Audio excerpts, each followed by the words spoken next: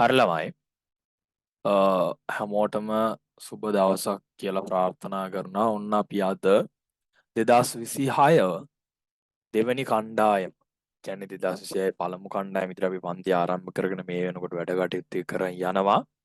අද අපි පටන් ගන්නවා 2026 දෙවැනි කණ්ඩායමට මුල සිට පාඩම් කටයුතු ආරම්භ කරන්න. එතකොට අද මේ පටන් ගන්නේ මොකද්ද මොන විෂයද? මේ ස්ක්‍රීන් එක දැක්කම යාලට පේනවා ගිනුම් කරන විෂය කියන්නේ accounting කියන විෂය තමයි අද පටන් ගන්නෙ. එතකොට business studies සහ economics කියන විෂයන් ඉදිරි සතවියලදී පටන් ගන්නවා. මේ මාසය ඒ කියන්නේ ජූලි මාසයේ කිසිදු මුදල් අය කිරීමක් කරන්නේ නැහැ. අපි මේ සති දෙකේ කිසිදු මුදල් අය කිරීමක් කරන්නේ නැහැ. අගෝස්තු වලට මාසෙ ඉඳන් තමයි මුදල් අය කිරීම සිදු කරන්නේ. හරි. එතකොට මේ දවස් දෙක තුනේ ඔයාලට සම්පන්ති වලට සම්බන්ධ වෙලා අපේ පන්ති වල වැඩසටහන සිදු වෙන්නේ කොහොමද? මේකෙන් ඵල ප්‍රයෝජනයක් තියනවද කියලා ඔයාලට දැනගන්න පුළුවන්. හරි.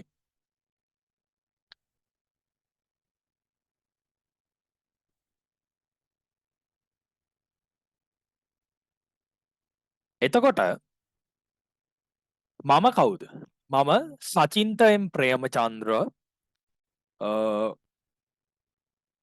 දැනට ඒ ප්‍රමාණවත් මම ගිණුම් කරන දේශකවරයෙක් ගිණුම් කරන passpaper.lk කියන ඔන්ලයින් අධ්‍යාපන ආයතනයේ ප්‍රධාන ගිණුම් කරන දේශකවරයා විදියට මේ වෙනකොට කටයුතු කරනවා. 2000 දැන් අවුරුදු 4කට 5කට ආසන්න කාලෙක ඉඳන් මේ ටියුෂන් ශාස්ත්‍රයේ නැත්නම් උපකාරක පන්ති ශාස්ත්‍රයේ ඔන්ලයින් උපකාරක පන්ති ශාස්ත්‍රයේ සිටින ගුරුවරයෙක්. හරි.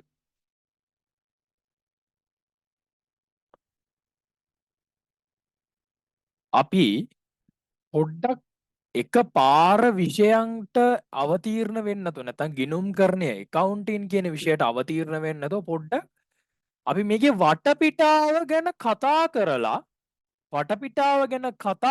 පොඩ්ඩක් අවතීර්ණයක් ගමු.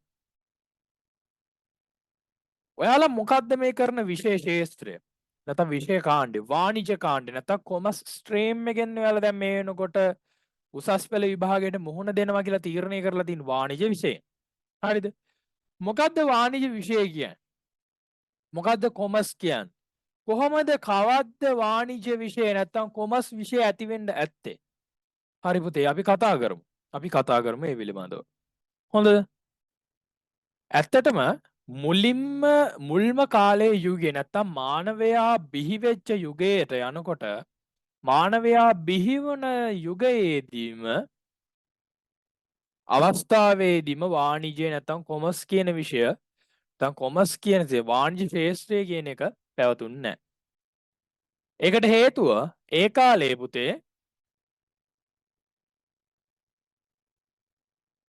ඒකට හේතුව ඒ කාලේ පුතේ පුතේ දුවේ තමන්ට අවශ්‍ය දේ තමා විසින්ම තමා නිර්මාණය කරගත්තා. මොකද ඒ කාලේ මිනිස්සු ඇඳුම් අඳින්න එච්චර උනන්දුවක් දැක්කුවේ නැහැ. එයාලගේ ඕනෑපාකම් හරිම සීමා සහිතයි. දැන් අපිට තියෙන අසීමිත ඕනෑපාකම් නෙමෙයි. දැන් අපිට ගොඩාක් ඕනෑපාකම් තියෙනවානේ. මේ වචන හොඳට ඔළුවේ තියාගන්න. ඕනෑපාකම් ගොඩක් තියෙනවානේ. ඒනොට අතීතයේ මානවයාට එහෙම මහා ලොකු ඕනෑපාකම් ගොඩාක් තිබ්බේ නැහැ. තිබේ ඉතාම ස්වල්පයි. ඉන්න වැටිලා ඉන්න තැනක් තිබ්බනම් තමන්ගේ වර්ගය බෝ කරගන්න තිබ්බනම් මොන හරි චුට්ටක් කණ්ඩ තිබ්බනම් ඔච්චරයි නෝනේ. මූණ කට හේදුවේද දත් මැන්දේද ඔය කතන්දර තිබ්බේ නැහැ. කාලයත් එක්ක යනකොට තමාට අවශ්‍ය දේ තමා විසින්ම එකල මානවයා නිෂ්පාදනය කරගන්න යොමු වුණා. ඒ කියන්නේ තමන්ට අලබතල ටිකක් කන්න ඕන නම් අලබතල ටිකක් තමන්ගේ ලෙන නැත්තම් ගල් ගුහාව තියෙන වටපිටාවේ හදාගත්තා. ඔහොම කාලයක් යනකොට එයාලා මෙන්න මේ වගේ දෙයකට එකතු වුණා. කොහොමද? කියන්නේ දැන් වර්තමානයේ දැන් ඔයා මම දැන් උගන්වන්න දක්ෂයි. කියන්නේ මම මේ ගිණුම් කරන විශේෂ යම් තාක් දුරට ප්‍රවීණ ගුරුවරයෙක්. එතකොට තව කෙනෙක් ඉන්න බලන්න දැන් අපේ ආර්ථික විද්‍යා ගුරුවරයා ආර්ථික විද්‍යාව කියන විෂයට ප්‍රවීණයි. හරිද? ඒතර දැන් මේක බලන් ඉන්න ඔයා ගණන් හදන්න දක්ෂ ළමයෙක් වෙන්න පුළුවන්. තොර තම ඔයාගේ යාළුවා ඉතිහාසය එතකොට ඔය කලා විෂයන්ට සින්දු කියන්න වගේ දක්ෂ කෙනෙක් වෙන්න පුළුවන්. තවත් ඔයාගේ ඥාතියින්න පුළුවන් ගොවිතැනට දක්ෂ. තවත් ඔයාගේ ඥාතියින්න පුළුවන් යන්ත්‍රෝපකරණ අලුත් වැඩියා කරන දක්ෂ. ඒ කියන්නේ හાર્ඩ් මොනවද මේ ගැරිජ් වැඩවලට වාහන හදන්න ඒ වගේ දේවල්ට දක්ෂ. ඒ වගේම තමයි අතීතයේ පුතේ අතීතයේදී එක එක දක්ෂතා තියෙන මිනිස්සු තමයි හිටියේ. ඒ කියන්නේ සමහර මිනිස්සු දඩයමට දක්ෂයි. සමහර මිනිස්සු ගොවිතැනට දක්ෂයි. ගොවිතැනට කිව්වේ ඒ කාලේ ගොවිතැන කියන වචනේ තිබ්බේ නෑ. ඒ වුණාට ඒ කාලේ මිනිස්සු අලබතල වගේ දේවල් හිටවන්න පැල කරන්න දක්ෂතාවයක් තිබ්බා. හරිද? ඒතකොට තව මිනිස්සු කොට්ටාශයක් දක්ෂතාවයක් දක්වව පුතේ මේ වගේ දේවල් වලට. ඒ කියන්නේ දැන් වාරිද් මාර්ග කියන්නේ වතුර බලා ගන්න කියන වතුර කළමනාකරණය කරගන්න. ඒ වගේ එක එක දේවල් වලට ඒ කාලේ මිනිස්සු දක්ෂයි. එතකොට ඔය එක එක දක්ෂතා දැන් ඔයා හිතන්න මෙහෙම හිතන්නකෝ. දැන් ඔයා ගිනුම් කරන විෂයට ආධුනික වුණාට ගුරුවරයෙක් විදියට මම ගිනුම් කරන විෂයට ආධුනික නෑනේ. එතකොට එකපාර ඔයාට ගිනුම් කරන විෂය අමාරු ගානක් දුන්නාට පස්සේ ඔයාට ඒක හදන්න අමාරු වෙන්න පුළුවන්. ඒ වුණාට මට ඒක ඉතා ඉක්මනින් හදන්න පුළුවන් වෙනවා. ඇයි ඒ? මම මේ විශේෂයේ කාලයක් තිස්සේ රැඳෙන හින්දා මට ඒකේ පොඩි හැකියාවක් නේ. දැන් ඔයාට වුණත් ඔයා නිතර දෙයක් කරනවා නම් ඒ දේ ඉක්මනින් කරන්න පුළුවන් නේද? ගොඩාක් ඉක්මනින් කරන්න බලන්න. දැන් ගොඩාක් හොඳම උදාහරණ දැන් ඔයාලා ඔය අවුරුද්දට එහෙම කෑම එහෙම හදනව නේද? දැන් අම්මගේ උදව්වට යනකොට ඔය කට්ලට් එහෙම හදනකොට පළවෙනියටම ඔයාට කට්ලට් එක හරියට රවුමට හදාගන්න බෑනේ. ටික වෙලාවට දෙකක් තුනක් හදාගෙන යනකොට ඔයාට නිකන් හදාන යනවා. ඇයි ඒ? ඔයාගේ අත් දෙක හුරු වෙනවා. තේරුණාද? අත් දෙක හුරු වෙනවා. එතකොට ඔයාට ඒක පිළිබඳව හැකියාවක් ඇතිලා ඔයාට ඒකෙන් නිපදවන්න පුළුවන් ප්‍රමාණය වැඩි. කියන්නේ ඔයා ඉස්ස මුලින්ම කට්ලට් දෙකක් තුනක් නම් හිමීට හැදුවේ. ඊට පස්සේ එනකොට ඔයාට මාර ඉක්මනට කට්ලට් ගොඩාරියක් හදන්න පුළුවන්. අන්න ඒ වගේ තමයි පුතේ ඒ කාලේ අතීත මානවයා තුලත් ඒ පිළිබඳ හැකියාවක් ඇතිවෙනවා. ඒ කියන්නේ දඩයමට දක්ෂ මිනිසයා ගොඩාක් දඩයම් කරනවා. සත්තු ගොඩාක් මරලා එයාගේ ලෙනේ නැත්තම් එයාගේ වාසස්ථානයේ මස් ගොඩාක් ගොඩ ගහගත්තා. හරිද? එතකොට එළවලු කියන්නේ මේ වගාවට දක්ෂ මිනිස්සයා අලබතල වගේ දේවල් හදලා ගොඩාක් පුරව ගත්තා. තේරුණාද? එතකොට අර මස් ගොඩාරියක් පුරව ගත්තට එයාට මස් ගොඩාරියක් එකවර කන්න පුළුවන්ද? බෑ. එතකොට ඒවා හානි වෙනවා. විනාශ වෙලා ගියා. අර අනිත් කෙනත් එම ගොවිතැන් කරපු එක්කෙනාගේ තලබතල ගොඩාරියක් එකතු කරන් හිටියා. ඒ වුණාට මොකද උනේ? ඒවා විනාශ වුණා කාලයත් එක්ක. ඊට පස්සේ පුතේ මෙන්න මේ වගේ දෙයක් වුණාලු. මොකද්ද? දැන් ඒ දෙගොල්ල තීරණය කරාලු මම මේක විනාශ කරගන්නවට වඩා මම හැමදාම දඩයම් කරලා මස්ම කන එකේ මම අලබතල ටිකක් කමු. කන්න හිතුවා. අලබතල කන හදන වගා කරන මිනිස්සයා හිතුවා මම හැමදාම අලබතල කන්නේ එන ලොට්ටයක් මගේ මේ ලෙනේ ගබඩා කරන් තියන් ඉන්න නිකම් බොරුවට සත්තු කනවා විනාශ වෙනවා. මම පොට මස් ටිකක් දඩ මස් ටිකක් කන්න ආසයි. එතකොට ඒ දෙන්න මොකද කරේ? මෙන්න මෙහෙම දෙයක්. ඔයාලා ගෙවල් පැතිවලත් මේ වගේ දේ තාම වෙනවා. අවුරුදු කාලෙට එහෙම අර කෑම මීසයක් එහා ගෙදරට දීලා ඒ මේසෙන් ඒ ගෙදරින් කෑම පිගානක් ඔයාලා ගෙදරට හම්බෙන්න අන්න ඒ වගේ දෙයක් තමයි උනේ. මොකක්ද උනේ? දඩමස්කාරයා නැත්තම් වැද්දා නැත්තම් දඩයක්කාරයා මස් ටිකක් අර ගොවියට දීලා ගොවියගෙන් අල ටිකක් අරගෙන යනවා. ඔන්න පුතේ ඔන්න හොඳ සන්දිස්ථානයක්. ඔන්න ඔතන තමා වාණිජය නැත්තම් කොමස් කියන තැන බිහිවෙන්න මූලිකම තැන. ඔකට ඔයාලට බිස්නස් ස්ටඩීස් වලදී ඔක රසවත්ව ඉගෙන ගන්න පුළුවන්. මම පොඩ්ඩක් මේ මගේ ගිනුම් කරන විෂය හැදුන විදිය තමයි මම පොඩ්ඩක් මේ පැහැදිලි කරගෙන යන්නේ. එතනට තමයි එන්න යන්නේ. පොඩ්ඩක් මේ වටපිටාව අතපත ගන්නට මම එතනට එනවා. හොඳද? හරි. ඊට පස්සේ ඔන්න ඔය විදියට මූලික තැනට ආවා. කාලයත් එක්ක දැන් මෙහෙම කියන්න බලන්නේ. දඩයක්කාරයා සත්තුන්ගෙන් ගුටි බැට කාලා මස් ටිකක් හොයාගන්න සෑහෙන අමාරුයි. අර මිනිස්සයා පොළොව කොටලා අලබතල ටිකක් හදන්නේ. එයාගේ පැත්තෙන් එයාටත් ඒක දුෂ්කරයි. දඩයක්කාරයාගේ පැත්තෙන් එයාටත් ඒක දුෂ්කරයි. කාලයත් එක්ක අර ඔයාලා හිතනවා නේද යාළුවෙක්ට දැන් ඔය උදාහරණයක් විදියට කියනවනේ දැන් ඔයාලා හිතනවානේ අර කොමස් අමාරුයි කියලා ඔයාලා හිතනවා. ඒතර මැත්ස් කරන ළමයා මැත්ස් අමාරුයි කියලා හිතනවා. ටෙක් කරන ළමයා ටෙක් අමාරුයි කියලා හිතනවා. ඒතර දැන් ටෙක් කරන ළමයා හිතනවා කොමස් ආර්ට් ලේසියි කියලා.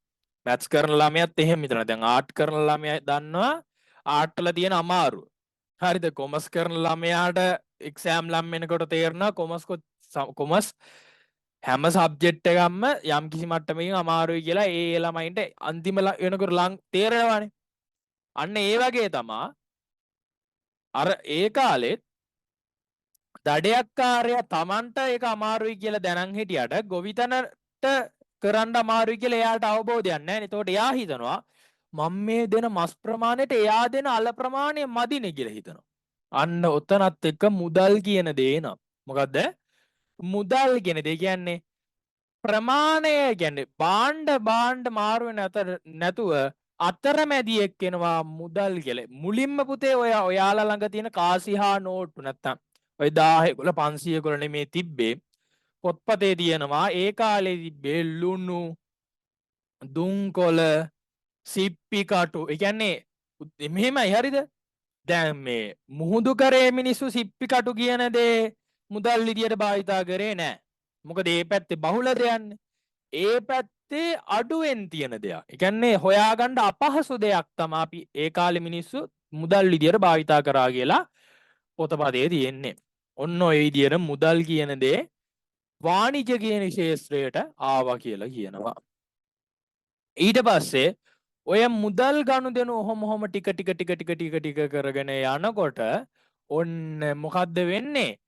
වෙළඳාමක් ඇති වෙනවා. ඇයි? සල්ලි දෙනවා බඩු ගන්නවා. මොන සල්ලි කියන්නේ සිප්පි කරු ටිකක් දෙනවා මස් ටිකක් ගන්නවා. දුම්කොළ ටිකක් දෙනවා මස් ටිකක් ගන්නවා. දුම්කොළ ටිකක් දෙනවා අල ටිකක් ගන්නවා. ඔන්න මේක ටික පුළුල් වේගෙන ගියා. හොඳද? හොඳට අහගන්න මේ කියන කතන්දරේ. ඊට පස්සේ පුතේ ඔන්න මේක පුළුල් ආර්ථිකයක් බවට පත් වුණා. පුළුල් ආර්ථිකයක් බවට පත් වුණාලු.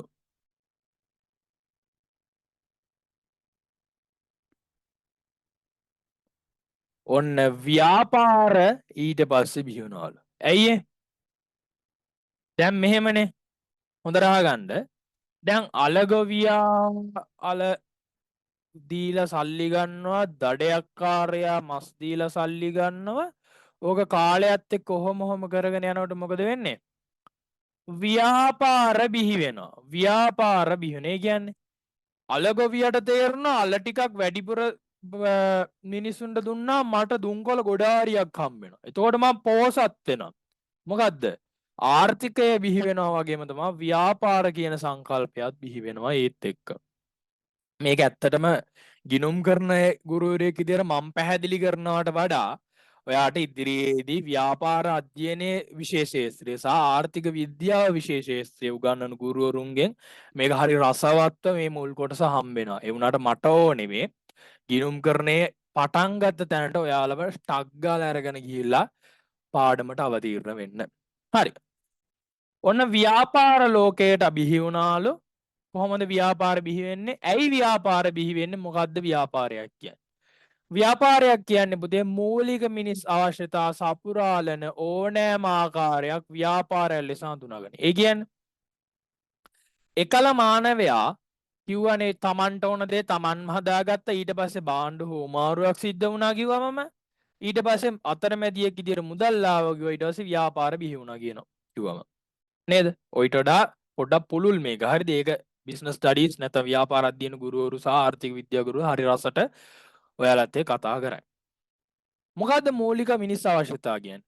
මූලික මිනිස් අවශ්‍යතා කියන්නේ මූලික මිනිස් අවශ්‍යතා කියන්නේ පුතේ සරලවම කියනවා නම් ඔයාට ජීවත් වෙන්න අනිවාර්යයෙන්ම අවශ්‍ය කියන දෙයක්. ඒ කියන්නේ වර්තමානයේ නකොට නම් ඔයාට ඇඳුම් පැළඳුම් ඕන. ඊට පස්සේ ආහාර පාන ඕන. ඊට පස්සේ අධ්‍යාපනයක් ඕන. වාසස්ථාන ඕන. ඔන්න ඔය වගේ දේවල් තමයි මූලික මිනිස් අවශ්‍යතා කියන්නේ. ඒතර ඕනෑම ආකාරයක් කියන්නේ පුතේ බලන්න මේක. බලන්න. මූලික අවශ්‍යතා ආහාර සපුරාගත හැකි ආකාර මොනවාද? බත් පාන් බනිස් කිම්බලා බනිස් මාළු බනිස් කොත්තු රයිස් ඕන දෙයක්. ඇඳුම් පැළඳුම් කමිස ගලිසම් ගවුම් සරම් ඕන දෙයක්. වාසස්ථාන බලන්න පැල්පත් මහල් නිවාස කුලී නිවාස තට්ටු නිවාස ඔය එකීමිකී නොකේද ඇනස් කබාන ඔය කියන දැන් රටේ ලෝකෙ දේවල් අධ්‍යාපනය පාසල් පෞද්ගලික ආයතන අම්මගෙන් තාත්තගෙන් ඔයාලා ඉගෙන ගන්න ඔය වගේ දේවල්. හරිද? හොඳට බලාගන්න ව්‍යාපාරයක් කියන්නේ පුතේ ව්‍යාපාරයක් කියන්නේ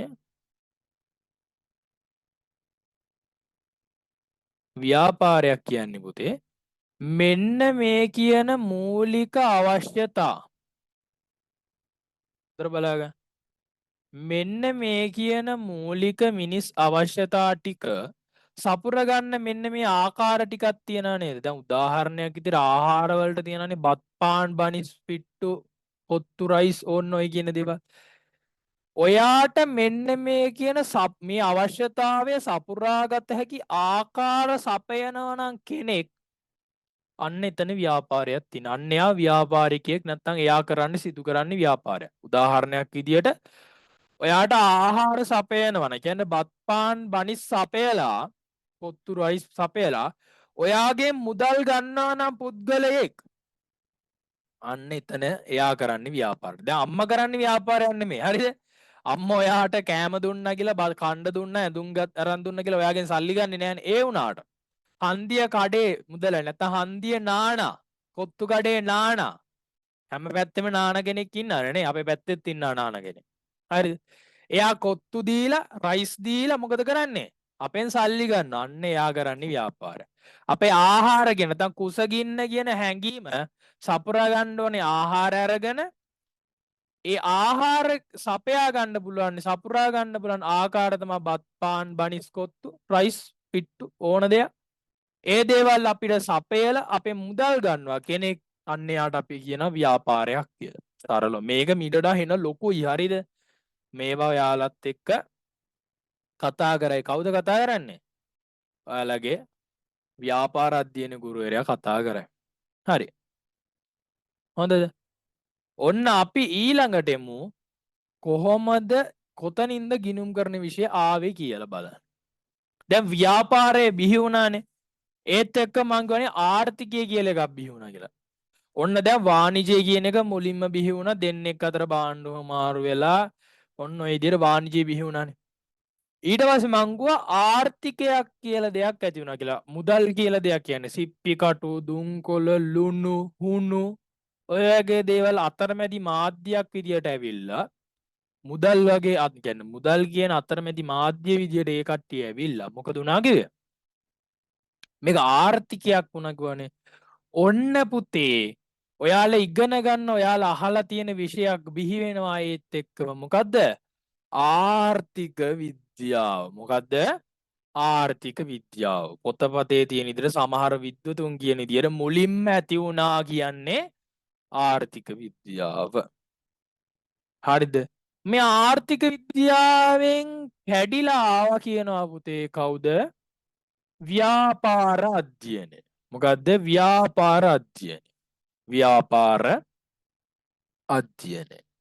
ඊට පස්සේ කියනවා ඔන්න ඔහම ව්‍යාපාර අධ්‍යයනය කියනකොට දැන් මෙයා කතා කරන්නේ ව්‍යාපාර පිළිබඳව.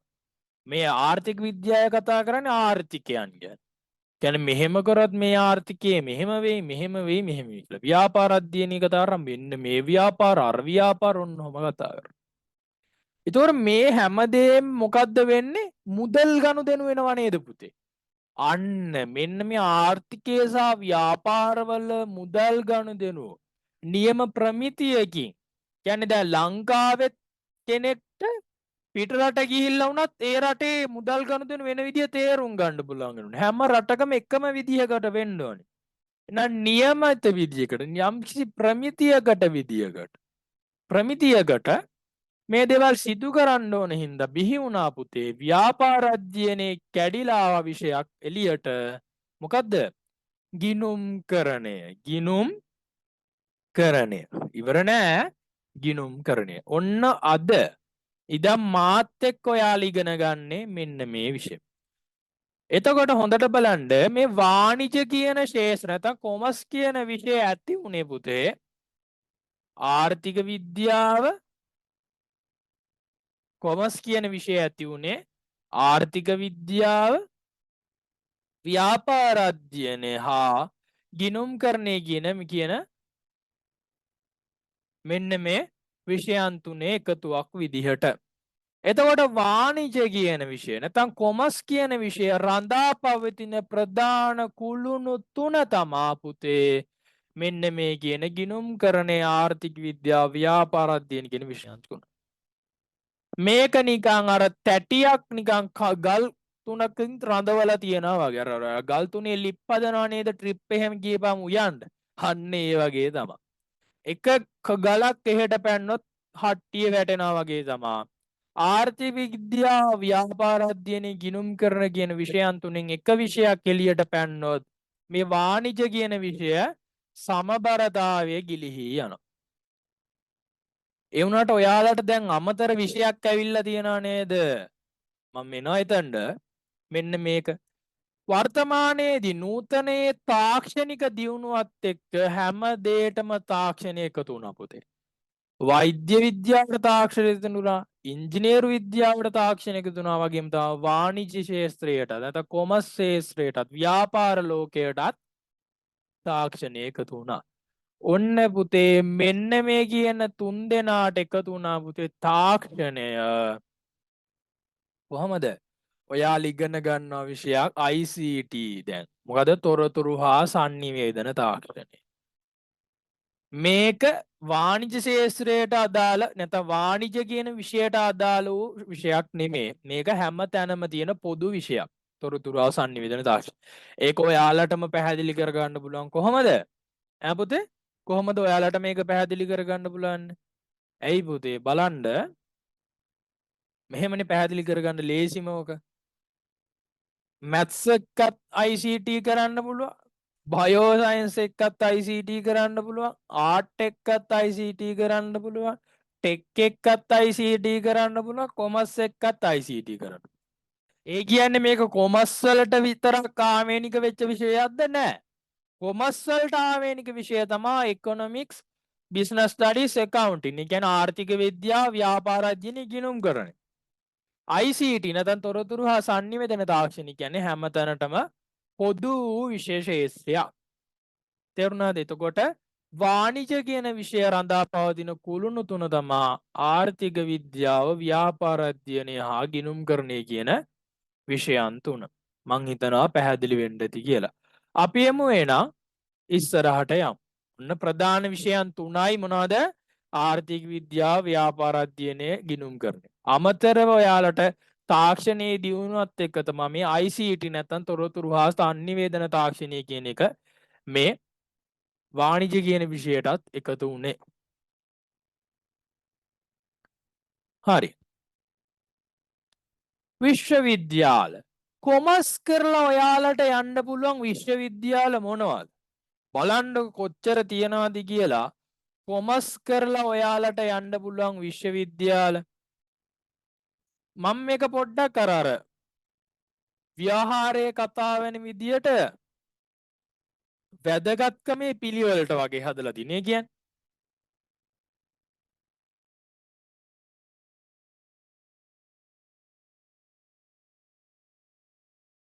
ඒ කිව්වේ මේක නිකන් මෙන්න මේ වගේ. කෙටියෙන්ම කියනවා නම් නිකන් කොමර්ස් කරලා හීනවල පිළිවෙල වගේ. කොමර්ස් කරලා මම මුලින්ම යන්න කැමති මෙතනට, දෙවෙනියට යන්න කැමති මෙතනට, තුන්වෙනියට යන්න කැමති මෙතනට, හතරවෙනියට යන්න කැමති පිළිවෙලට වගේ පොඩ්ඩක් පිළිවෙලට හදලා තියෙනවා. හරිද? කැම්පස් පොත පුරවනකොට මේ පිළිවෙලට නෙමෙයි ගොඩක් දිස්ත්‍රික්කෙන් දිස්ත්‍රික්කයට හැදෙන්නේ.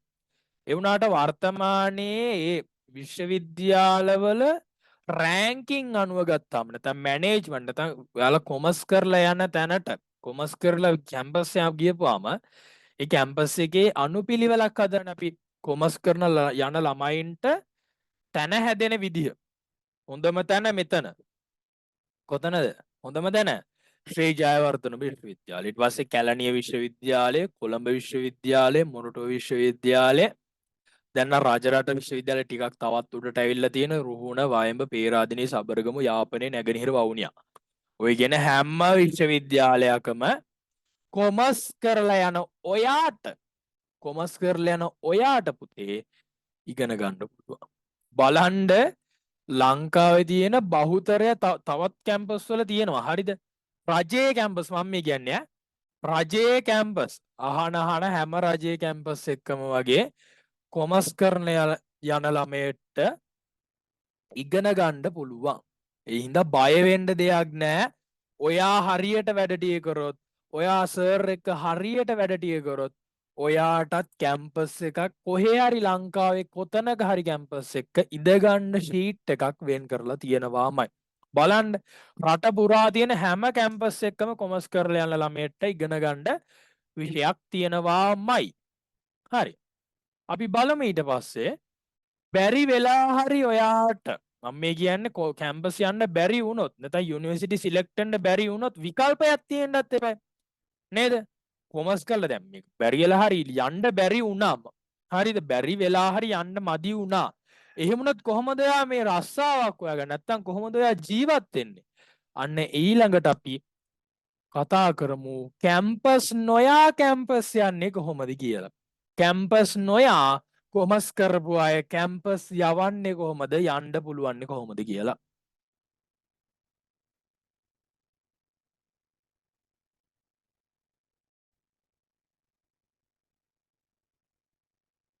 හරි.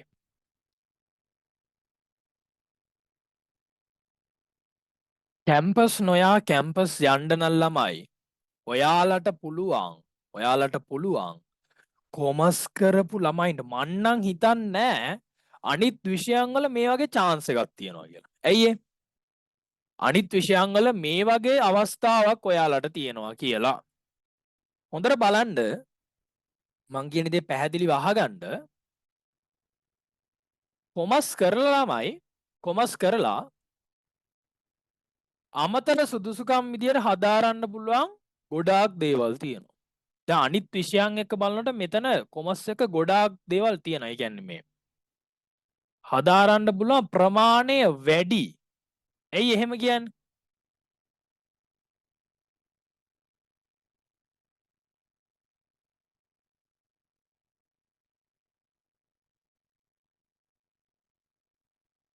ඇයි මං එහෙම කියන්නේ?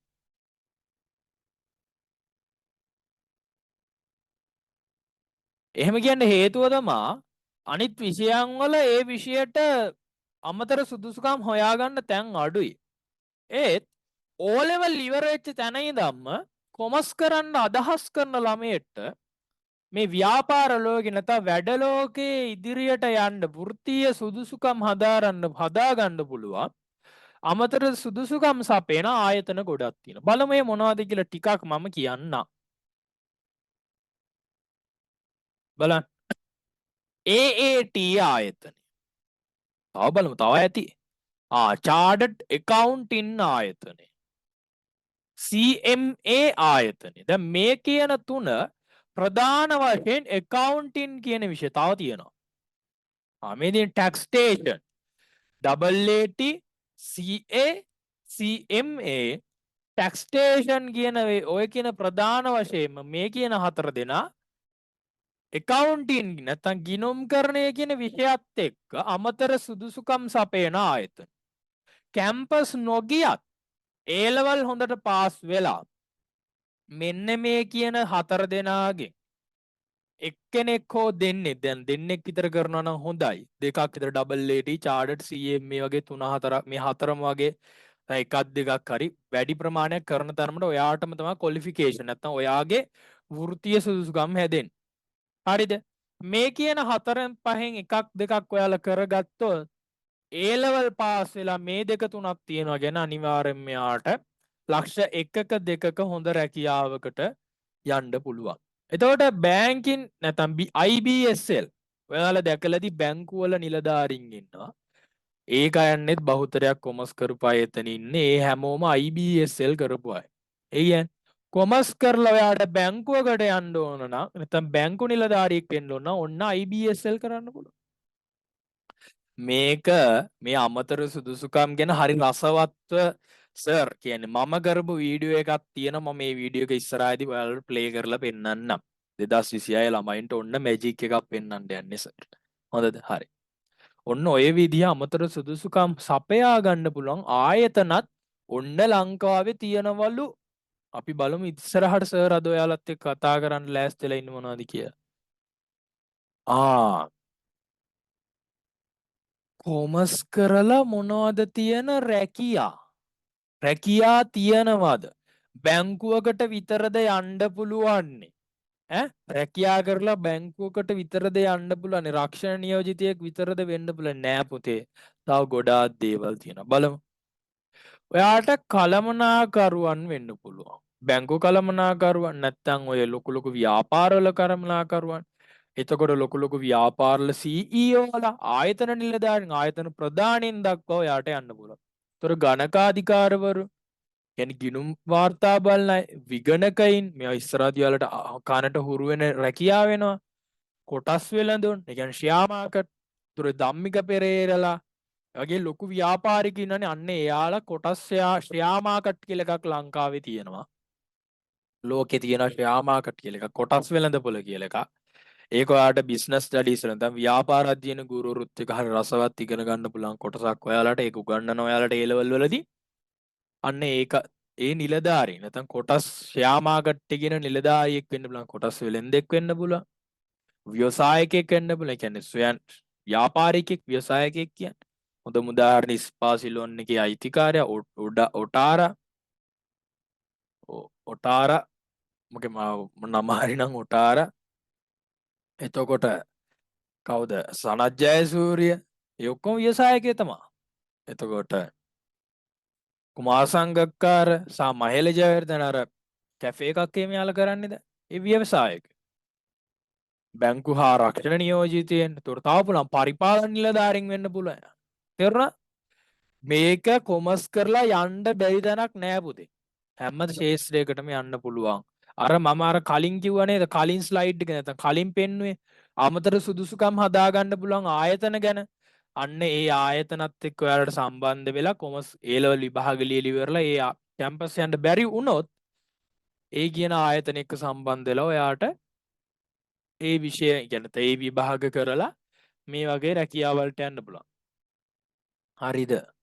ඊට පස්සේ බලමු ඊට පස්සේ කතා කරන්න තියෙන්නේ මට ඔයාලත් එක්ක ඔයාලගේ විෂය නිර්දේශය 12-13 විෂය නිර්දේශය මම අද ඔයාලත් එක්ක ඊට පස්සේ කතා කරන්න බලාපොරොත්තු වෙන්නේ. ඊට පස්සේ මම ඔයාලගේ විභාග ප්‍රශ්න පත්‍රයේ ආකෘතිය ගැන කතා කරන්න බලාපොරොත්තු වෙනවා තා ස්වල්ප වේලාවකින්. ඊට පස්සේ ඔයාලත් එක්ක අපි 2026 බැච් එකත් එක්ක ක්ලාස් එකේ නැත්නම් පන්තියේ වැඩසටහන පිළිබඳව කතා කරන්න සූදානම්කින් ඉන්නවා. හරි. චූටි මාකටිං පාරකුත් ගහන්න, ඇඩ් එකකුත් ගහන්න. හරිද? ඔන්න සර්ගේ සෝෂල් මීඩියා channel ටිකක් තියෙනවා. පොඩ්ඩක් ඔන්න ෆලෝ කරලා තියාගන්න. ඒකේ ඔයාලට accounting පිළිබඳව කෙටියෙන් ඉතා චූටි වීඩියෝ වලින් පොඩි පෝස්ට් වලින් FB පෝස්ට් වලින් ඉගෙන ගන්න පුළුවන්. මොනවද තියෙන්නේ බලන්නකෝ. ඔන්න සර්ගේ YouTube channel එක තියෙනවා සචින් තෙම් ප්‍රේමචන්ද්‍ර කියලා YouTube එකේ ගහන්න. එතකොට අපේ ආයතනයේ YouTube නාලිකාව තියෙන passpaper.lk මේනකොට 1400 විතර සිසු පිරිසක් අපිත් එක්ක සම්බන්ධ වෙලා තියෙනවා. ඊට පස්සේ සර්ගේ Facebook page එක තියෙනවා. ඊට පස්සේ සර්ගේ TikTok channel එක තියෙනවා. ඔන්න ඔයාලගේ ලොකු අයියලක් කළ ඉන්නවා නම් 2024 2025 ලොකු අයියලක් කළ ඉන්නවා නම් එයාලට සර් මේ දවස්වල accounting MCQ නැත්නම් බහුවර්ණ ප්‍රශ්න ඉතාම ඉක්මනින් සාකච්ඡා කරන චූටි වීඩියෝ සීරීස් එකක් අරගෙන යනවා. මේ දම් පාට පේනවා ඇති ඔයාලට. මේ දම් පාටින් තියෙන වීඩියෝ ක්ලිප් ඒ වගේ ඔයාලට ඕන පොඩ්ඩක් ගිහිල්ලා බලන්න පුළුවන්. හරි. ඔන්න සර්ගේ ප්‍රසන්ටේෂන් එක ඉවරයි. ඊට පස්සේ අපි යමු ඔයාලගේ මං ඉස්සෙල්ලා කතා කරන්න ලෑස්තිකුණ විෂය නිර්දේශයේ විභාග ප්‍රශ්න පත්‍ර ආකෘතිය හා අපගේ ක්ලාන්තියේ වැඩසටහන පිළිබඳව පොඩ්ඩක් කතා කරන්න සූදානම් වෙමු.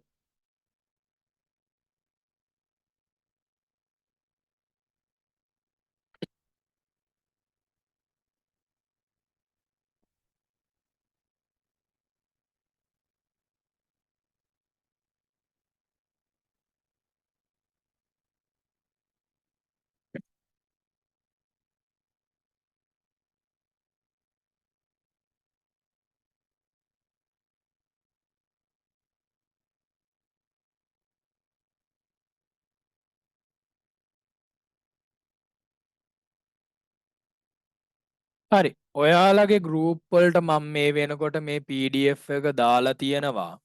එතකොට ඔයාලට මේ PDF එක මේ වෙනකොට print out එහෙම අරගෙන ඇති කියලා මම හිතනවා. මොකද අපේ පන්තියේ පන්ති ගාස්තු ඉතාම සුළු මුදලක් අය කරගන්න හින්දා අපිට ටියුට් එක print කරලා ඔයාලට courier කරන්න ගියොත් එහෙම පන්ති ගාස්තුව වැඩි වෙන ඒක බොරු වියදමක්. ඔයාලට එතකොට මේක ළඟ ෆොටෝකොපි ෂොප් එකකින් print out එකක් දාගන්න එක වර්තමානයේ ආර්ථිකයත් එක්ක නැත්නම් ඔයාලගේ අම්මලා තාත්තලාගේ මුදල් නාස්ති කරන්න නැතුව ඒක මං හිතනවා ඵලදායී කියලා. සර් එක ගිණුම් කරන විෂය කතා කරන්න පොඩි මොකද්ද විස්තරයක් තියෙන පොඩ්ඩක් පස්සේ කියවලා බලන්න. හරි බලමු ගිණුම් කරන විෂය නිර්දේශය. මං ඒක දැන් ඔයාලට එවපු PDF එකේ මෙහෙම වාර විභාග වලට අදාළ පාඩම් ටික කඩලාද කියලා මට මතක නෑ. එහෙම වුණොත් මම මේ PDF එක ආයෙ නැවත මේ වීඩියෝ එකේ රෙකෝඩින් ඔයාලට දෙනවානේ. ඒ රෙකෝඩින් එක මේක ඔයාලට නැවත දෙන්නම්. මේක බලන්න පැහැදිලිව හොඳට කියවගන්න. ගිණුම් කරන විෂය නිර්දේශය යටතේ පුතේ 12 වසරේදී ඔයාලට ඉගෙන ගන්න තියෙනවා පාඩම් 10ක්. 12 වසරේදී ඉගෙන ගන්න තියෙනවා පාඩම් 10ක්. වාර 3 යටතේ පළවෙනි වාර විභාගයේදී ඔයාලට ඉගෙන ගන්න තියෙනවා ගිණුම් කරණය හා එහි අවශ්‍යතාවය පළවෙනි පාඩම. ඒ යටතේ යම්කිසි දේවල් ටිකක් තියෙනවා. ඊට පස්සේ තියෙනවා ව්‍යාපාරයේ දෙවෙනි පාඩම විදියට ඔයාලට ඉගෙන ගන්න තියෙනවා ව්‍යාපාරයක ගනුදෙනු හා සිද්ධීන් ගිණුම් කරන සමීකරණ ඇසුරින් ඉදිරිපත් කිරීම. තුන්වෙනි පාඩමේ ඔයාලට ඉගෙන ගන්න තියෙනවා ගනුදෙනු හා සිද්ධීන් විත්ත සටහන් ක්‍රමය මගින්. මේවා ඉස්සරහට ඉගෙන ගන්න තියෙනවා බය වෙන්න එපා මම පොඩ්ඩක් පාඩම් ටික ඔයාලට කියන්නේ. ඉගෙන ගන්න තියෙන ක්‍රමය අනුව ගිණුම්ගත කිරීම ඊට පස්සේ මූලික සටහන් පොත් උපයෝගී පොත් කියලා එකක් තියෙනවා මේක තමයි පොඩ්ඩක් ඔයාලට පළවෙනි වාර විභාගයේ තියෙන පොඩ්ඩක් ලොකු පාඩමකට තියෙන්නේ. හරිද? ඒක යටතේ ඉගෙන ගන්න තියෙන අණු කොටස් ප්‍රමාණය වැඩි. හරිද? සමහර ගුරුවරු නම් මේක පාඩම් දෙකක් විදියටත් අරගෙන ගන්න. මොකද පොඩ්ඩක් ලොකු පාඩමක් මේක හතරවෙනි පාඩම. එතකොට ඔයාට 12 වසරේ පළවෙනි වාරයේ විදිහට ඉගෙන ගන්න තියෙන ප්‍රධාන පාඩම් හතරක්. දැන් අපි දෙවෙනි වාරයට ඔයාලගේ 12 වසරේ දෙවෙනි වාරයට ඉගෙන ගන්න තියෙනවා ගිණුම් කරණයේ සංකල්ප. මෙන්න මේක පුතේ highlight කරලා ඔයාලගේ PDF එකේ තියාගත්තත් කමන්නේ. හරිම වැදගත් පාඩමක්. හරිම වැදගත් පාඩම. ඊට අමතරව මට කියන්න අමතක වුණා. මෙන්න මේක ගිණුම් කරන සමීකරණ ඇසුරෙන් ඉදිරිපත් කිරීම කියලා තියෙනවා. ඔයාලගේ දෙවෙනි පාඩම. තේරුණා? ඔයාලගේ මේ දෙවෙනි පාඩම තියෙනවා නේද? මෙන්න මේ දෙවෙනි පාඩම හරියට ඉගෙන ගත්තොත් දෙවෙනි පාඩම ඔයාලට ඉගෙන ගන්න තියෙන හැම සංකල්පයක්ම හරියට ඉගෙන ගත්තොත් පුතේ අනේ දුවේ පුතේ මේ දෙවෙනි පාඩම හරියට ඉගෙන ගත්තොත් ඔයාලා accounting ඉගෙන ගත්තා හා සමානයි සම්පූර්ණයෙන්ම ඉගෙන ගත්තා හා සමානයි එතරම්ම වැදගත් පාඩමක් ගිණුම් කරණේ හරය නැත්නම් ගිණුම් කරණය කියන එක රැඳිලා තියෙන තැනක් තමයි මේ ගිණුම් කරන සමීකරණ කියන තැන. ඊට පස්සේ වැදගත්ම දෙයක් තමයි 12 වසරේ දෙවෙනි පාඩමේදී ඔයාලා ඉගෙන ගන්න මේ ගිණුම් කරන සංකල්ප. මේ බලන්න මූලික ගිණුම් කරණයේ පදනම තමයි පුතේ ගිණුම් කරන සංකල්පය කියන්නේ. මෙන්න මේ කියන ටික දෙනා මේක තනිකර තියරි පාඩමක්. නැත්තම් ඔයාලට ගණන් නැහැ මේ පාඩමේ නා. මේක ඔයාලට හරියටම තියරි දැනුමක් තමයි ඔයාලගේ ඔළුව වලට දාන්නේ. ඊට 6 වෙනි පාඩමේ විදියට කේවල ස්වාමී ව්‍යාපාර. කේවල ස්වාමී කියන්නේ තනි පුද්ගල ව්‍යාපාර. මෙයා ඉස්සරහට ඉගෙන ගන්න තියෙනවා වැඩි හිතන්න එපා ඔළුවට බරට දාගන්න. මෙයා හරි සරල දේවල්. හොඳද? ඒතර දෙවෙනි වාරයේ විදියට ඔයාලට ඉගෙන ගන්න තියෙන පාඩම් දෙකයි. එතකොට ඔයාලට දෙවෙනි වාර විභාගෙ 12 වසරේ දෙවෙනි වාර විභාගෙ වෙනකොට 12 වසර දෙවෙනි වාර විභාගෙ වෙනකොට ඔයාගෙන් පාඩම් 6කින් ප්‍රශ්න කරනවා. 12 වසරේ තුන්වෙනි වාර විදියට ඔයාලට ඉගෙන ගන්න තියෙන පාඩම් 4ක්. මොනවාද පාඩම් 4? නිෂ්පාදන ව්‍යාපාරයක මූල්‍ය ප්‍රකාශන පිළියෙල කිරීම, ලාභ අරමුණු කර නොගත් සංවිධානවල ලාභ අරමුණු කර නොගත්. මේක පොඩ්ඩක් ඔයාලට නිකන් පැටලෙන හින්දා මම චුට්ටක් කියන්න මෙයා ඉස්සරහට ඉගෙන ගන්න තියෙන දේවල්. අර ඔයාලගේ ගමේ තියෙන මරණාධාර සමිති, කාන්තා සමිති අන්න ඒ වගේ දේවල් වල ගණන් හදන එක තමයි. නැත්තම් ගිණුම් තබන එක තමයි මෙතන ඉගෙන ගන්න. අසම්පූර්ණ වාර්තා ඊටසේ හවුල් ව්‍යාපාර මෙයා ඉස්සරහට ඉගෙන ගන්න තියෙනවා. ඊට පස්සේ අපි බලමු පුතේ, බලමු දුවේ මොනවද ඔයාලට 13 වසරේදී ඉගෙන ගන්න තියෙන්නේ? ඔන්න ඔයාලා පුල පුලා බලා සිටි තැනට එන මොකද්ද? ඈ 13 වසරේ 13 වසරේ පළවෙනි වාර විභාගෙදිම ඔයාට ඉගෙන ගන්න තියෙනවා මූල්‍ය ප්‍රකාශ නැත්නම් සමාගම් ගිණුම්කරණය. දැන් accounting දැන් ඔයාලගේ අයියලා කළා කියනවා මොකද accounting සමාගම් ගාන තමයි තින්නේ.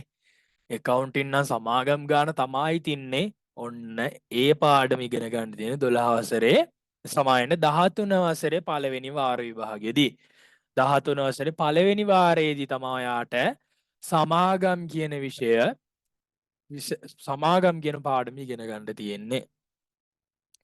ඊට පස්සේ 13 වසරේ දෙවෙනි වාර විභාගය යටතේ ඔයාලට ඉගෙන ගන්න තියෙන අනුපාත කියලා දෙයක්, තව ගලමනාකරන සංකල්ප කියලා දෙයක්.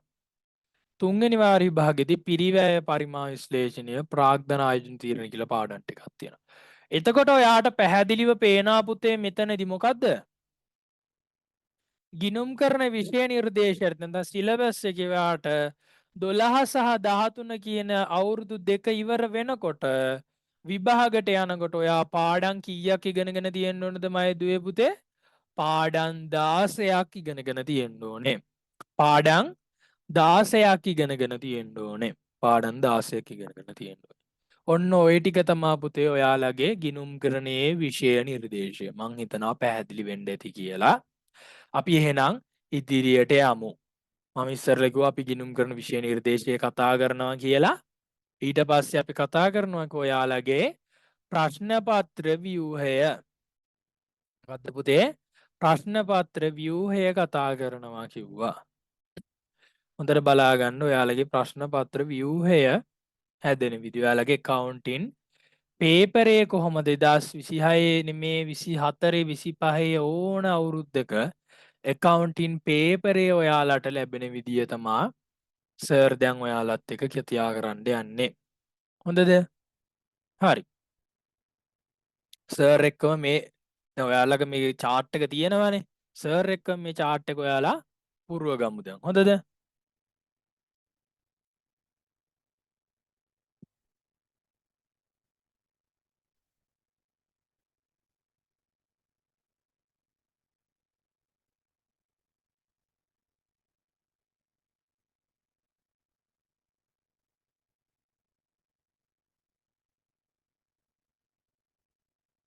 හරි.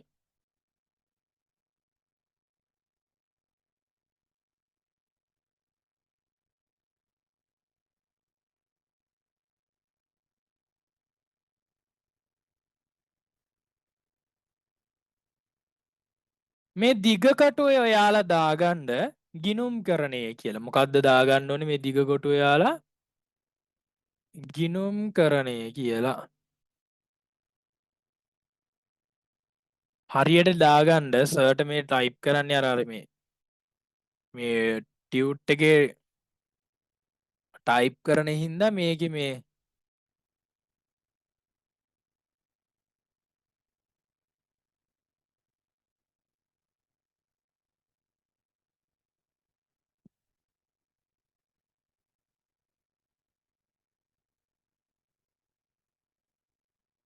මේ ගිණුම් කරණය කියන එක ලියවෙන්න ඕනේ මේ අතර පුතේ. මෙන්න මේ අතර ලියා ගන්න. සර්ට මේ අතර ටයිප් නේ ගිණුම් කරණය කියනකොට මර මෘතද ණයන්න එන්නේ ඒක පොඩ්ඩක් බලලා ලියා ගන්න. මෙන්න මේ අතර ලියා ගන්න ගිණුම් කරණය කියලා. ගිණුම් කරණය. හරිද? ගිණුම් කරණයේ ප්‍රශ්න පත්‍රය පුතේ ගිණුම් කරන පේපර් එක ඔයාලට කොටස් දෙකකින් හම්බ වෙනවා. මොකද්ද? එක පත්‍රය සහ දෙක පත්‍රය කියලා. හොඳද? හරි. එතකොට පුතේ හොඳට අහගන්න පැහැදිලිව දාගන්න ඒ කරලා. ඒ කරලා පුතේ ඔයාට එක පත්‍රයේ කොටස් දෙකකින් නැත්නම් ඔයාට විභාගෙදි මුහුණ දෙන්න වෙන එක කොටස කොටස් දෙකකට හම්බ වෙනවා. ඒ කියන්නේ එක ප්‍රශ්න පත්‍රය පළවෙනි ප්‍රශ්න පත්‍රය ස්වරූප දෙකක් තියෙනවා. බලන්නකෝ. බහුවරණ. ඒ කියන්නේ බහුවර්ණ කියනට මෘතද ණයන්න එන්න ඕනේ. බහුවර්ණ කියන්නේ පුතේ MCQ කියලා ඔයාලා අහලා තියෙනව නේද? අන්න ඒක. මොකද්ද? MCQ. MCQ ප්‍රශ්න ඔයාට එනවා පුතේ 1 ඉඳන් 30ට යන. හරිද? එකේ ඉඳන් 30ට යනකම් ඔයාට හම්බෙන්නේ බහුවරණ ප්‍රශ්න. ඒ කියන්නේ ඔයාට උත්තර 5ක් දීලා ප්‍රශ්නයක් තියෙනවා. ඒ ප්‍රශ්නෙට උත්තර 5ක් දීලා නිවැරදි පිළිතුර තෝරන්න කියලා දෙනවා.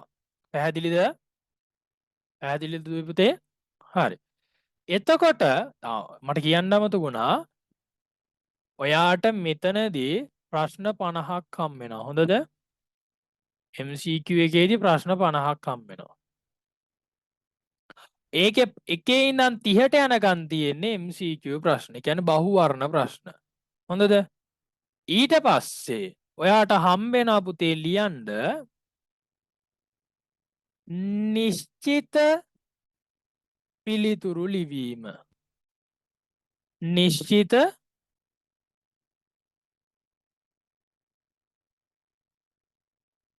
නිශ්චිත පිළිතුරු ලිවීම කියලා එකක්. ඒ කියන්නේ 31 සිට 50 දක්වා ප්‍රශ්නවලට ඔයාට පුතේ ප්‍රශ්නේ අහලා තියෙනවා හිස්තැනක් තියෙනවා. ඒ ප්‍රශ්නෙට අදාළ නිවැරදි පිළිතුර ඔයාට ඒ හිස්තැනේ ලියන්න හම්බෙනවා.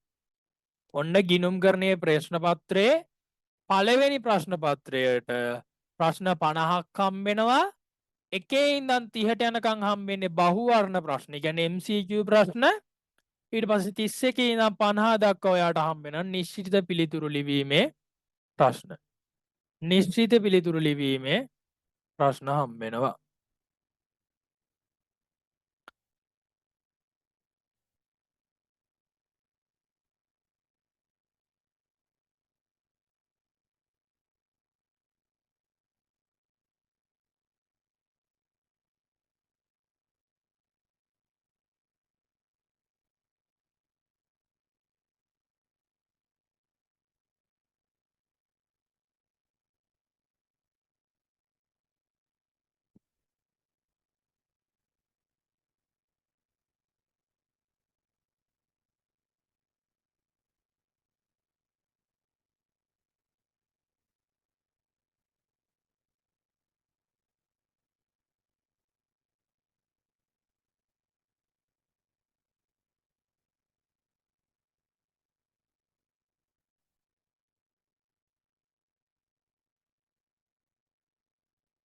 හරි.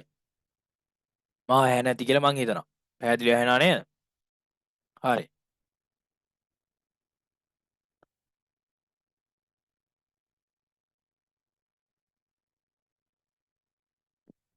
නිශ්චිත ප්‍රශ්න පිළිතුරු ලිවීම. හොඳද? ඊට පස්සේ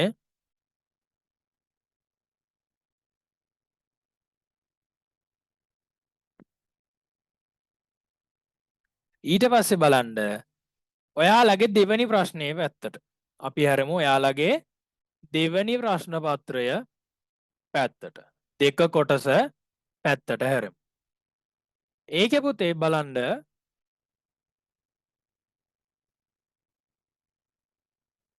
මම පොඩ්ඩක් මේ ලියපු ටික අයින් කරන්නම්.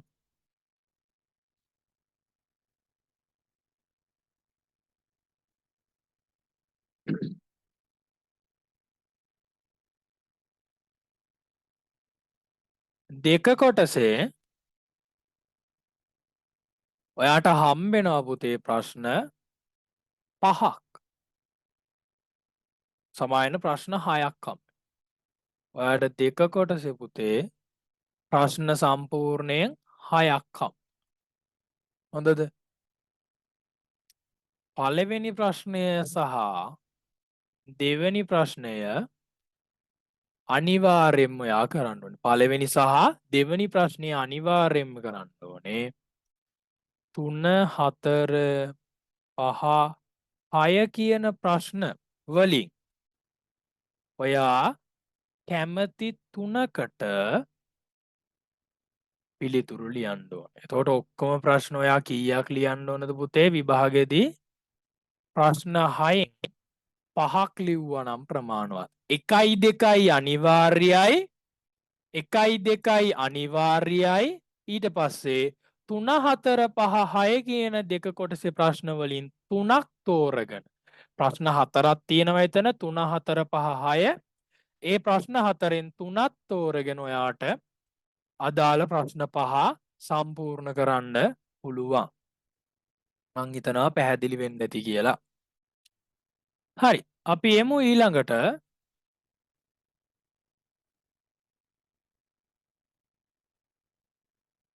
කතා කරන්න සර් ඉස්සරලා කියපු ඊළඟ කොටස. අපි ඔන්න සිලබස් එක මොන වගේද කියලා කතා කරා. පේපරේ මොන වගේද ඔයාට හම්බෙන්නේ කියලා කතා කරා.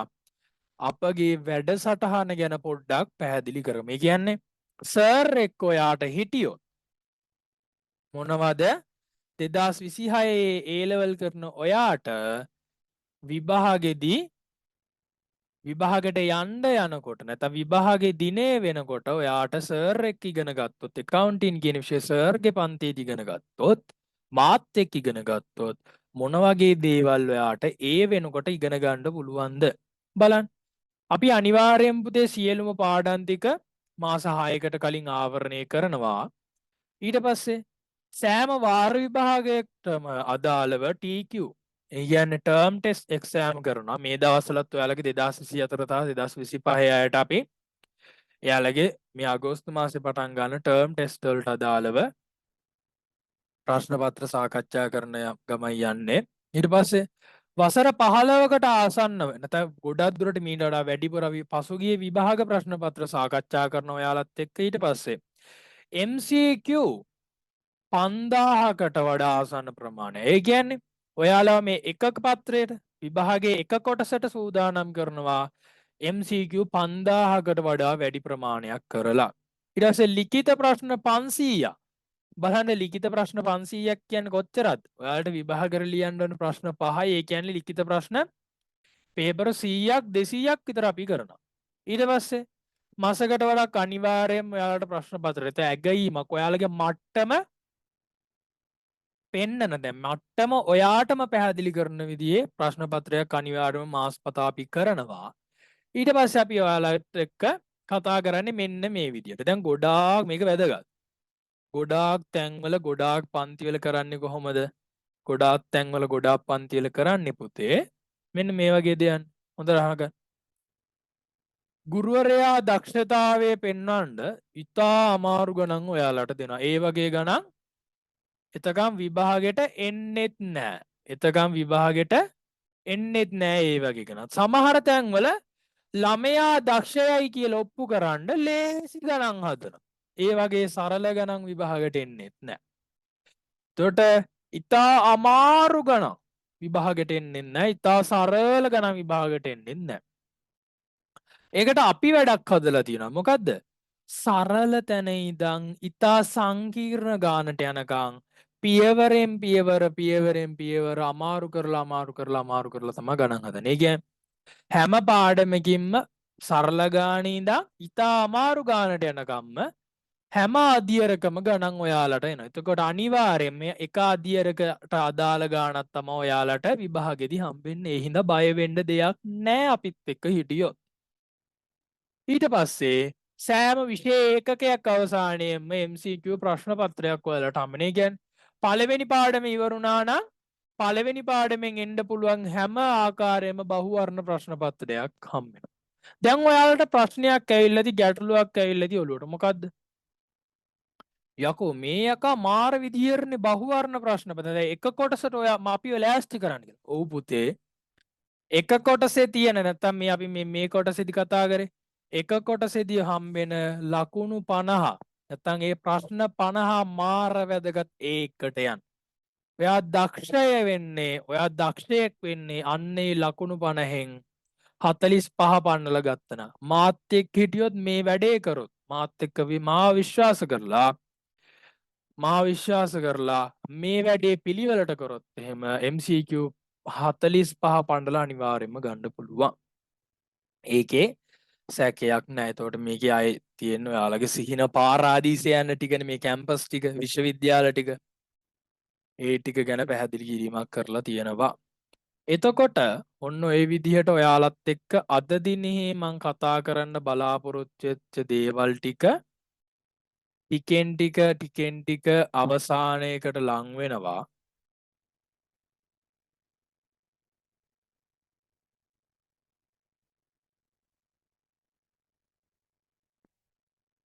ඔයාලත් එක්ක මං විෂය නිර්දේශය නැත්නම් 12 13 විෂය නිර්දේශය ඔයාලට ඉගෙන ගන්න තියෙන්නේ. සිලබස් එක ඉගෙන ගන්න තියෙන පාඩම් ටික මොනවද කියලා දැන් ටිකට කලින් කතා කරා. ඊට පස්සේ ඔයාලගේ විභාග ප්‍රශ්න පත්‍රයේ ආකෘතිය මොන වගේද කියලා දැන් ස්වල්ප වෙලාවකට කලින් කතා කරා දුවේ පුතේ. ඊට පස්සේ ඔයාලට සර් එක්ක හිටියොත් නැත්නම් අප ආයතනයේ එක්ක රැඳිලා හිටියොත් pass.lk ආයතනයේ එක්ක රැඳිලා හිටියොත් ඔන්ලයින් අධ්‍යාපන ආයතනයේ එක්ක රැඳිලා හිටියොත් accounting විෂයේදී සර් නැත්නම් මාත් එක්ක ඔයාලට ඉගෙන ගන්න පුළුවන් දේවල් කතා කරා. අයත් උත්තර මතක් කරන්න. ඔයාලට මගේ ඉගැන්වීම් රටාව ගැන අවබෝධයක් ලබා ගන්න මේ හැම තැනකින්ම පුළුවන් මොනවාද? සචින් තෙම් ප්‍රේමචන්ද්‍ර මගේ පුද්ගලික YouTube නාලිකාවේ වීඩියෝස් තියෙනවා සර් උගන්වන. ඊට පස්සේ passpaper.lk අපේ ආයතනයේ YouTube නාලිකාවේ 1400කට ආසන්න ප්‍රමාණයක් මේ වෙනකොට රැඳිලා ඉන්න අපිත් අපව විශ්වාස කරලා ළමයි සම්බන්ධ වෙලා ඉන්න අපේ ආයතනයත් එක්ක. ඒකේ සර් උගන්වන වීඩියෝස් තියෙනවා. ඊට පස්සේ සචින් තෙම් ප්‍රේමචන්ද්‍ර මගේ Facebook page එකේ වීඩියෝ ෂෙයා වෙනවා, පෝස්ට් ෂෙයා වෙනවා. ඔයාලගේ ගිණුම් කරන විෂය වර්ධනය, දැනුම වර්ධනය වෙන නිරන්තරයෙන්. ඊට අමතරව ඔයාලගේ MCQ වලට පිළිතුරු ලබා ගැනීමේ හැකියාවේ වේගය වර්ධනය කරන්න සර්ගේ TikTok නාලිකාවේ මේ වෙනකොට වැඩසටහනක් හදාගෙන යනවා. ඊට පස්සේ මම කිව්වනේ ඔයාලට මැජික් එකක් සර් පෙන්නනවා කියලා. තේරුණාද? මැජික් එකක් සර් පෙන්නනවා කියලා. මොකක්ද මේ මැජික් එක? මොකක්ද දන්නවද පුතේ මැජික් එක? මම කිව්වා නේද ඉස්සරලා දුවේ පුතේ ඔයාලට බැරි වෙලා හරි කොමස් කරලා කැම්පස් යන්න බැරි වුණොත් මොනවාද කරන්න තියෙන දේවල් ටිකක් කිව්වනේ. ඒ වෙලාවේදී මං කිව්වා නේද මීට වඩා හොඳ පැහැදිලි කිරීමක් කරපු වීඩියෝ එකක් YouTube එකේ දාලා තියෙනවා. පොඩ්ඩක් මං ඒක ක්ලාස් එක ඉවර වෙන්න කිට්ටුවල පෙන්නන්නම් කියලා. අපි ඒක චුට්ටක් දැන් බලමු. චූටි වෙලාවක් කරන් බලමු.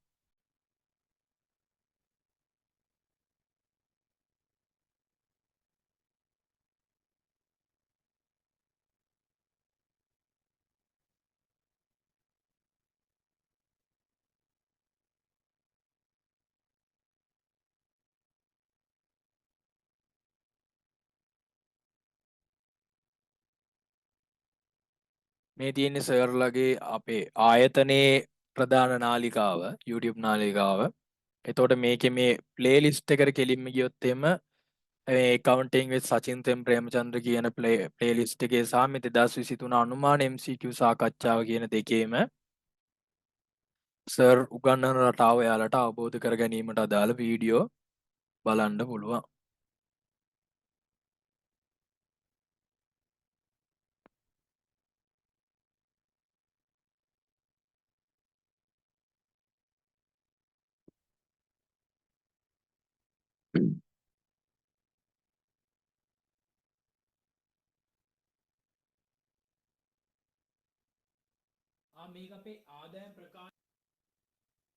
මෙන්න මේක තමා වීඩියෝ එක.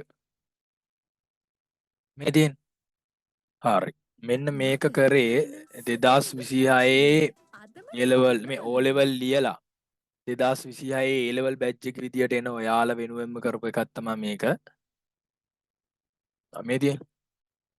විනාඩි 22ක වගේ වීඩියෝ එකක්.